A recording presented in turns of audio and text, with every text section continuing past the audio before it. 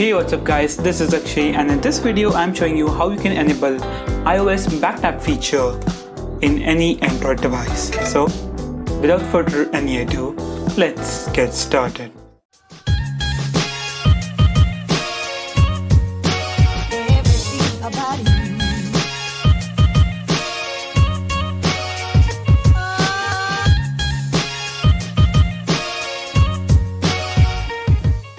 So this actually comes from XDA developers where they ported the backtap features which was initially in the iOS, which came to Android 11 developer preview and then it was removed.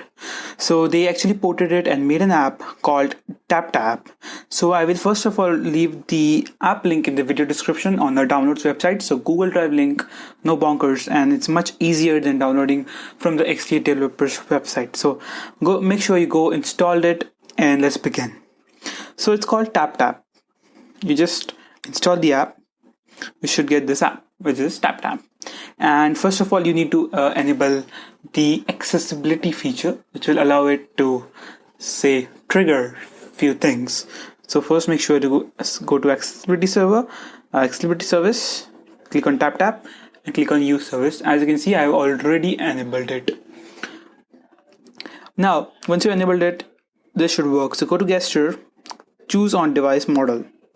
Now this actually uses the gyroscope and accelerometer combination to detect the changes in your back of your phone. Then it uses high pass and low pass filters to improve the sensitivity. So in this way, first of all, you want to choose the device model. So here you get three models: Pixel 3 XL, Pixel 4 and Pixel 4 XL.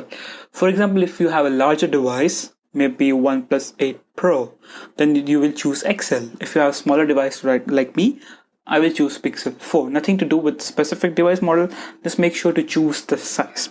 So I choose Pixel 4 because my phone is smaller. It's 5.9 inch. It's not smaller, but it falls under this category. So make sure you do this, and you can change the sensitivity, which you can't do in the official version, but these developers are great and they have enabled that. Now I haven't done that because it might trigger too soon. Now this works most of the times, but sometimes it doesn't work because I have this hard case. But other than that, it works very good. So for example, now let's go to the actions and you can set which action to trigger. So as you can see, screenshot. So as soon as I double tap, so again it didn't work because it was tilt. If I do this way, and it should work, it again didn't work, as you can see, and yeah, there you go. Screenshot activated. So of course I can increase the sensitivity, but I think this is good because if I improve it too much, then it will trigger all day, which I don't want. And this case is also kind of affecting it a little bit. So you get a lot of options there, but only the first one will be executed. If the first one it fails to execute, then the other one will be executed.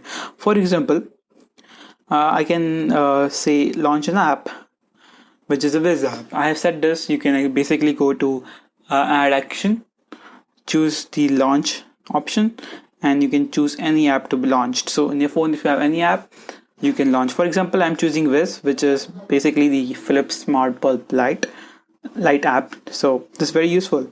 So I have launched an app. So if I double tap now, as you can see, again didn't work first time, the Wiz app is launched.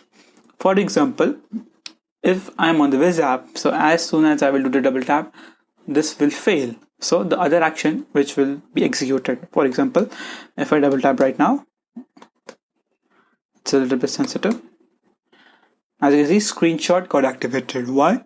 Because in gestures, I have in the actions, I have this screenshot to be in the second one. So if screenshot fails, then it will lock the screen or it will launch the assistant. So for the most part, I use screenshot because that's necessary.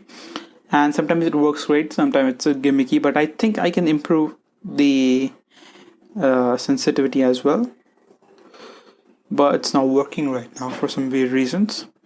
Sensitivity is not currently implemented in Google's code that app uses, and actively looking into how it might be possible and become available in the future version. So these app will be improved, so sensitivity option will be added, as well as once you tap you get a nice vibration, which is very satisfying. Thanks to Shreya Sochani for giving this link, that guy told me to install, and this is just amazing. And he took almost 30 screenshots just for this sensitivity feedback, which is just amazing. Also, there are more few things to coming, like the Tasker integration, which will allow a lot of automation stuff. If you don't know Tasker, definitely you can check that out. Now this is a gates. So gates mean this tap feature device won't allow this tap feature to be working. For example, if display is off, I don't want anyone to tap back and launch camera. So let's turn it on. Now that tap action won't be performed. On call, if you're on call, then double tap gesture won't work. In this way, you can add, save. If USB device is connected, then double tap shouldn't work. If an app is displayed, then the tap feature should not work. So it's amazing app, and there are more features coming in. It's a little bit buggier because, as you can see, it worked for second or third time but not one, but that's the sensitivity. If I remove this cover, it would be really good, and on some devices it is much better.